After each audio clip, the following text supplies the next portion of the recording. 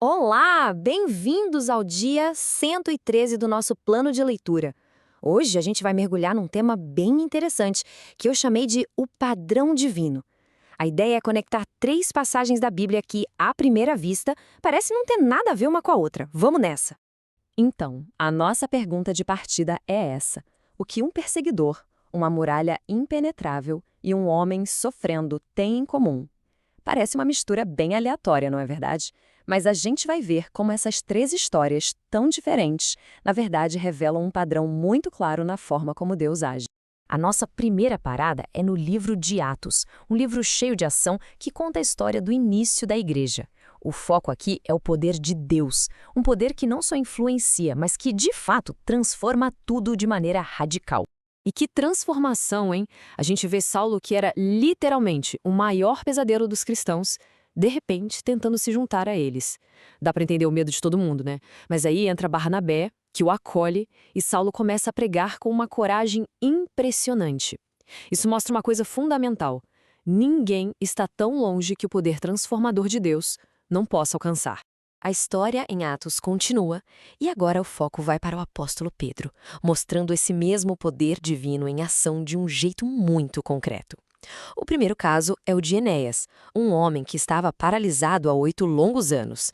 Repara só na autoridade e na simplicidade do que Pedro diz. Ele não hesita, não faz um discurso, ele simplesmente declara a cura em nome de Jesus e o resultado é na hora.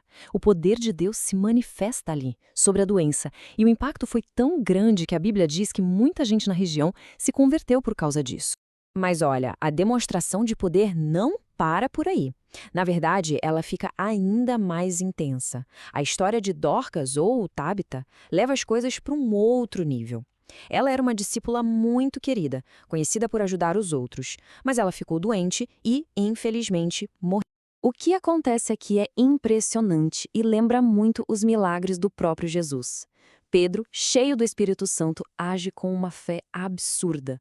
Primeiro ele ora e depois fala diretamente com ela, que já estava morta, e a morte obedece. Ela abre os olhos. Isso é o poder máximo de Deus, a autoridade sobre a vida e a morte, agindo através dos seus servos. Agora a gente muda completamente de cenário. Saímos dos primeiros dias da igreja e voltamos no tempo, para a conquista da Terra Prometida. Aqui, o padrão divino aparece de outro jeito, numa vitória que não faz o menor sentido militar, baseada só em uma coisa: obediência. A situação parecia impossível. Jericó não era uma cidade qualquer, era uma fortaleza. As muralhas eram famosas por serem impenetráveis. Para os israelitas, era um obstáculo gigante no caminho. Humanamente falando, como eles poderiam vencer aquilo? E então vem o plano de batalha de Deus, que, vamos ser sinceros, para qualquer estrategista militar, soaria como uma piada. Marchar em silêncio, tocar trombetas, gritar. Cadê as armas, as táticas de cerco? O ponto é exatamente esse. A estratégia não era humana, era divina. A vitória não viria pela força deles, mas pela fé de seguir instruções que pareciam ilógicas. E o resultado dessa obediência radical? Uma vitória milagrosa. As muralhas, o grande símbolo de força e resistência humana, simplesmente desmoronaram. Essa história ensina que os caminhos de Deus muitas vezes desafiam a nossa lógica, e a vitória está em confiar e obedecer, mesmo quando as instruções parecem muito estranhas.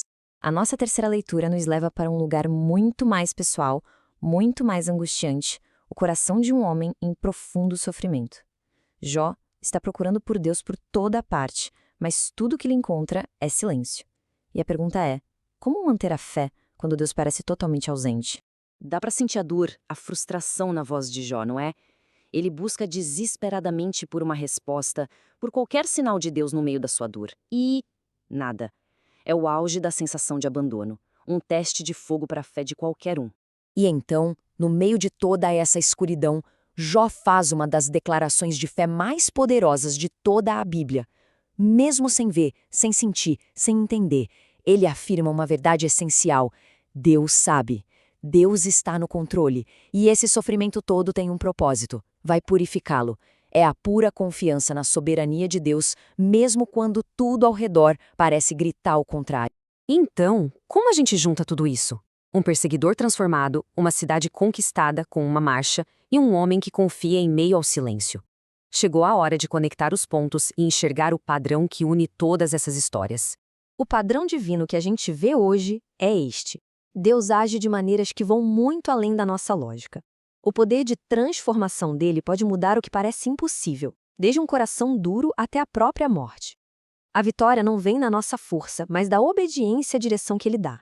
E a soberania dele nos dá a segurança de que ele é digno de confiança, mesmo quando a gente não consegue vê-lo ou entender seus planos.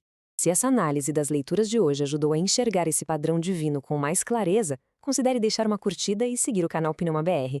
Isso nos ajuda a continuar produzindo esse conteúdo e garante que os próximos dias de leitura cheguem até quem nos acompanha. E para fechar, fica uma pergunta para reflexão, inspirada nas leituras de hoje.